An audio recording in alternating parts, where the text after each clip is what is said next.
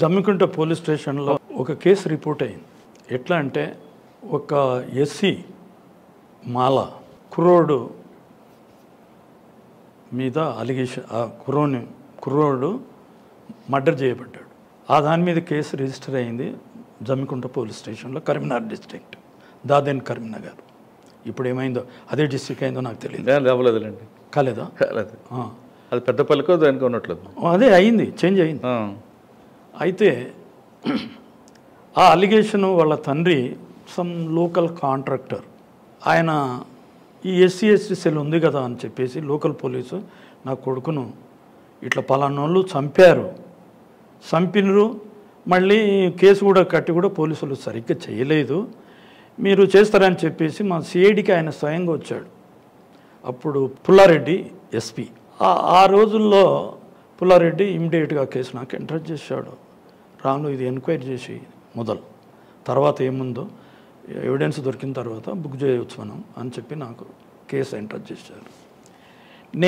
నాకు మళ్ళీ అక్కడ అది మర్డర్ కేసు అని చెప్పేసి ఒక కాశీనాథ్ అనే ఇన్స్పెక్టర్ను కూడా నాకు జతకిచ్చాడు.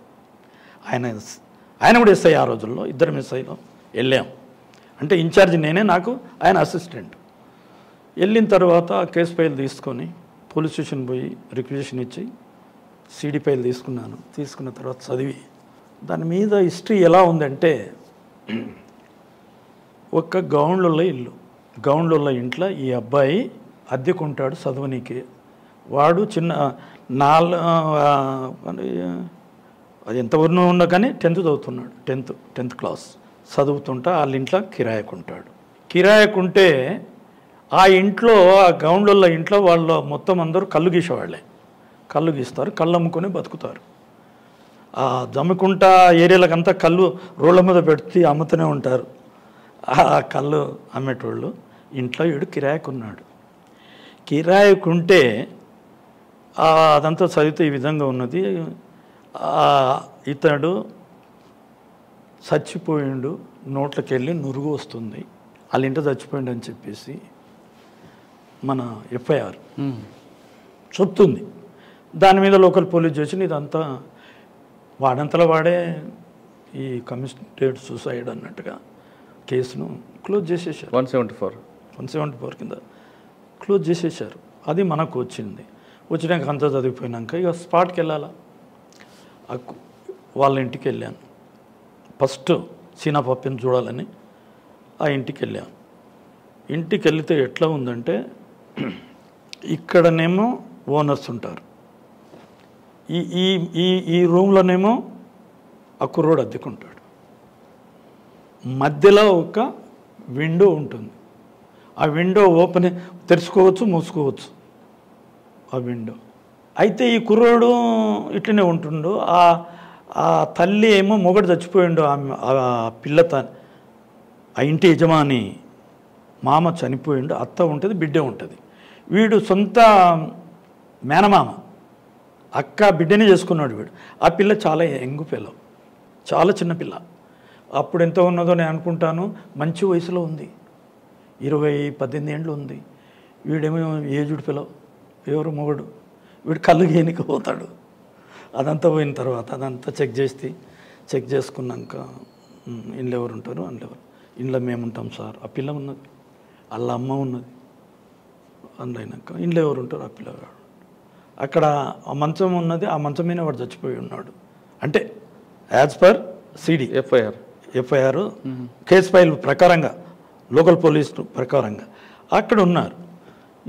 ఈ పిల్లోడు ఇక్కడనే పండుకుంటూ, మంచం ఉన్నది ఇనుపది మంచం ఉంది, ఆ మంచం ఈయనేమో అంటుండే. ఆ పిల్లోడు ఎట్లా ఉంటుంది, ఇక్కడ మంచమేమో ఈ పిల్లది ఉంటుంది, ఇతర గోడ మధ్యలో వీంది ఉంటుంది.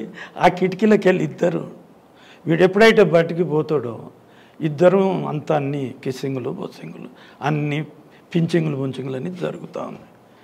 ఇక వాడు పోగానే ఈ పిల్ల ఇంట్లోకి ఈ తలుపు తీస్తూ ఇంట్లోకి వెళ్ళిపోతుంది. ఏజ్డ్ కదా వీడు, ఎంగిపోలో కొత్త పోరుడు, చదువుతున్నాడు, తండ్రికి ఒక్కడే కొడుకు కథ. ఒకరోజు వీడు కళ్ళం కొన్ని మొగడు వచ్చాడు, ఈ పోరి ఆ పోరాడు అందులో ఉన్నారు చూశాడు. చూసిన తర్వాత ఏం చేశాడు, భర్త కదా, అది మాలా ముండా కొడుకు ఇంత పని చేస్తాడా, వద్దే మా అక్క కన్నా వాళ్ళకి ఇయ్యొద్దే మాలలకు కిరాకి వద్దట కూడా ఇచ్చింది, బుద్ధి లేని అట్లా ఏంటని వాళ్ళ అక్కను ఒకసారి తిట్టిండంట కూడా, వాళ్ళ భార్యను కూడా కొట్టిండు వాడు 2-3 సార్లు. ఆయన అలవాటు పడ్డ పిల్లలు ఎట్టుకుంటాడు, అప్పుడు ఆడికెళ్ళిపోతాను లేడు. వానికి చదువు ఇదే చదువు చదువుతున్నాడు, అదే అయిపోయింది. చదువుకుంటూ అట్లా ఇట్లా ఉన్న తర్వాత ఒకనాడు ఈ కొడుకుని లేపాలనుకున్నాడు, కళ్ళులో విషం వేసుకొని తెచ్చిండు, తాపిండు బాగా. కళ్ళు ఏం వేసాడు? కళ్ళులా విషం, పాయిజన్. ఈయన చంపాలనుకున్నాడు కదా, మామూలుగా చంపే లేనిపోంది అవుతుంది అని చెప్పేసి కళ్ళులా పాయిజన్ వేసుకొని తీసుకొచ్చి మంచిగా ఫ్రెండ్షిప్ లేక మంచిది కోడిని బొన్ని కోసుకొని తిని అందరు కలుసుకొని వీళ్ళింట నిండు ఆ పొరగాడు కూడా పెడుతుండే. వీళ్ళు ఈ పిల్ల పెడుతుంది కదా, మంచిగా పెట్టుకుంది కాబట్టి బిలవుడు కాబట్టి మంచిగా చేసినాక కళ్ళు బొల్లు అది బాగా తిన్నాక కళ్ళు బాగా తాగిపించిండ్రు, తాగిండు, స్వర్గానికి వెళ్ళిపోయాడు. స్వర్గానికి మీరు చెప్తారు, వెళ్ళిపోయాడు వాడు, పైకి వెళ్ళిపోయాడు. ఇక అంతే, నోవేర్ కథం అయిపోయింది, చంపేశారు. దాన్ని 174 నాట్ డిటెక్టబుల్ అని చెప్పేసి కేసు కొట్టేశారు లోకల్ పోలీస్. ఆ రిపోర్టు ఇక మేము కూడా ఎంత అయిపోయాక ఎవిడెన్స్ ఏమీ లేదు, తర్వాత దాని లోపల కూడా కేసు ఏం కట్టకుండా ఇది ఏమీ ఆధారాలు లేవు కాబట్టి ఇది ఎంక్వైరీ మేబీ క్లోజ్డ్ అని చెప్పి రిపోర్ట్ ఇచ్చేసారు. మీరు సార్ మరి 174 అయిన తర్వాత పోస్ట్ మార్టం అవుతుంది కదా, అవన్నీ పోస్ట్ మార్టంలో లోపల కళ్ళు తెలియదు, కళ్ళు పాయిజన్ కూడా వస్తుంది కదా, వచ్చినా కూడా వీళ్ళు సరిగ్గా చేయలేదు కదా, మీరు చేయొచ్చు కదా, మళ్ళీ ఫర్దర్ ఇన్వెస్టిగేషన్ చేయాలని చెప్పి రాశాను. సార్ ఫైనల్గా చెప్పండి, కన్విక్షన్ రావాలంటే ఒక ఆఫీసర్ ప్రొసీజర్ ఏ విధంగా చేయాలండి? కన్విక్షన్ రావాలంటే ఐఓ హూఎవర్ ఈజ్ ఐఓ ఈ ఫస్ట్ ఏమి చేయాలంటే ఆయన మైండ్లో ఒక రకమైనటువంటి యాంగిల్ ట్రిక్ రావాలి, ఐడియాస్ ఉత్పన్నం కావాలి, అప్పుడే ఆ కేసు డిటెక్ట్ అవుతుంది. ఎందుకనంటే ఒక్కొక్క ఐఓది ఒక రకంగా ఉంటుంది. ఇప్పుడు ట్రస్ట్ వర్త్ ఎవడైతే ఉంటాడో దీన్ని డిటెక్ట్ చేయాలి, దీన్ని పట్టాలి, వీని లోపల చేయాలనే ఉద్దేశంతో పోయేవాడు చాలా యాంగిల్లో వెళ్తాడండి. ఒక యాంగిల్లో దొరికిపోతే మరొక యాంగిల్ దొరికిపోతే ఇంకో యాంగిల్. ఇప్పుడు నేను పాల్స్ క్యాస్ట్ సర్టిఫికెట్స్ కూడా చాలామందిని 100 మందిని చేశాను, చాలా రకాల ఎవరు నేను అనుకుంటే కొంతమంది పెద్ద పెద్ద పోలీస్ ఆఫీసర్ల మీద కూడా చేశాను, కానీ చాకచక్యంగా ఉంటారు వాళ్ళు. అంటే మనకు ఐఓ కిక్ ఉండాలి.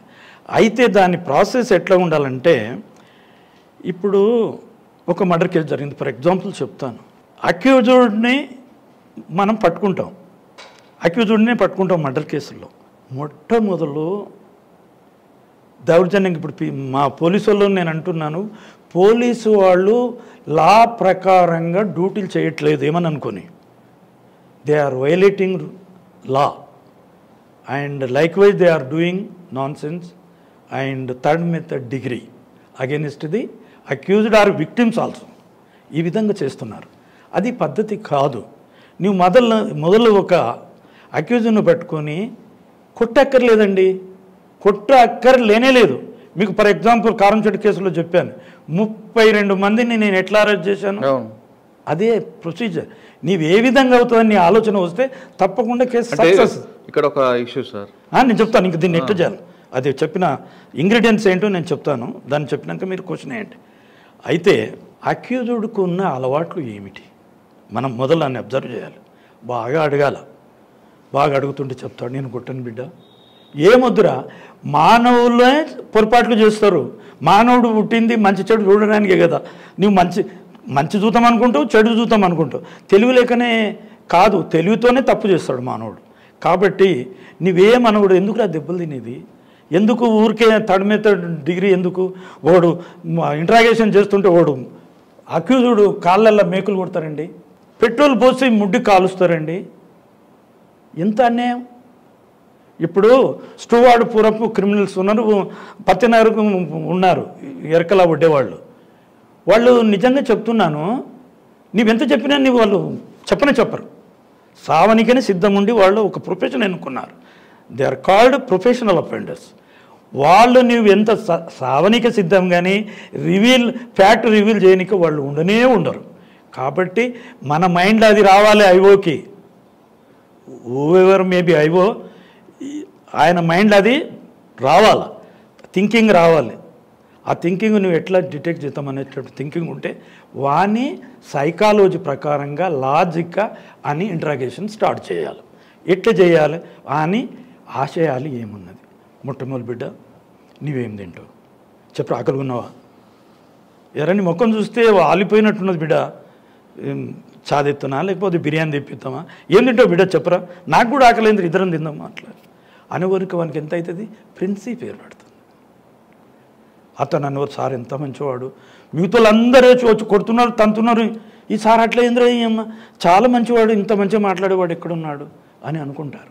అనుకున్న తర్వాత వాడు చెప్తాడు సార్ నేను ఇది తింటా అంటే నువ్వు బిర్యానీ బాగా అలవాటా అని నేను అంటే అవును సార్ నేను బిర్యానీ ఎక్కువ తింటాము అట్లా ఇట్లా అని అంటారు. అన్న తర్వాత ఈ విధంగా జరుగుతుంటే వాడికి ఒక మంచి ప్రేమ అనేది ఏర్పడి ఇంకో యాంగిల్లో పోవాలి. నీకు ఎంతమంది అక్కచెల్లెండ్లు, ఎంతమంది అన్నదమ్ములు, మీ అక్కచెల్లెండ్ల పెళ్ళిళ్ళు అయినాయా, పేరటాలు అయినాయా, మీ అన్నదమ్ములు ఏం చేస్తారు, మమ్మీ ఏం చేస్తుంది, డాడీ ఏం చేస్తారు అని చెప్పేసి తెలుసు. ఇవన్నీ చెప్పుకుంటూ పోయే వరకు వాడు పూర్తిగా మెల్ట్ అయిపోతాడండి. మెల్ట్ అయ్యే వరకు ఏమైపోతాడు, వాని కాన్షియస్ నిజానికి వస్తుంది. వాడు నిజంగా ఇంతమంది.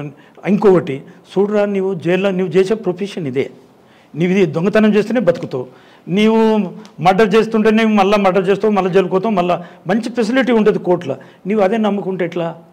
నువ్వు కొంచెం మార్పు రావాలా. నీకు ఇప్పుడు నీవు పెళ్లి చేసుకున్నావు, నీ పిల్లలు ఏమవుతావు, పిచ్చగల్లా అయిపోతారు. నీ భార్య చూడు, నువ్వు లేవని చెప్పి ఇంకో నింబడిపోతుంది, ఎంత అవమానాలకు గురవుతుంది. నువ్వు లేవని మీ అమ్మ ఇంకో దొంగతనం చేస్తుంది, మీ నాయన దొంగతనాలు చేస్తారు. ఇవన్నీ చాలా తప్పు బిడ్డ, నువ్వు అట్లా ఇట్లా అని చెప్పేసి వానికి చెప్తుంటే ఏమైపోతుందంటే ఆటోమేటిక్గా ఒక రియల్ స్టేజ్కి వచ్చేస్తాడు. వచ్చేసిన తర్వాత ఫర్ ఎగ్జాంపుల్ ఒక కేసు చెప్తాను నేను. దీంట్లో ఇట్లా జరిగింది. ఒక ప్రొఫెషనల్ హౌస్ బ్రేక్ థెఫ్ట్ కేసులు చేసేవాడు.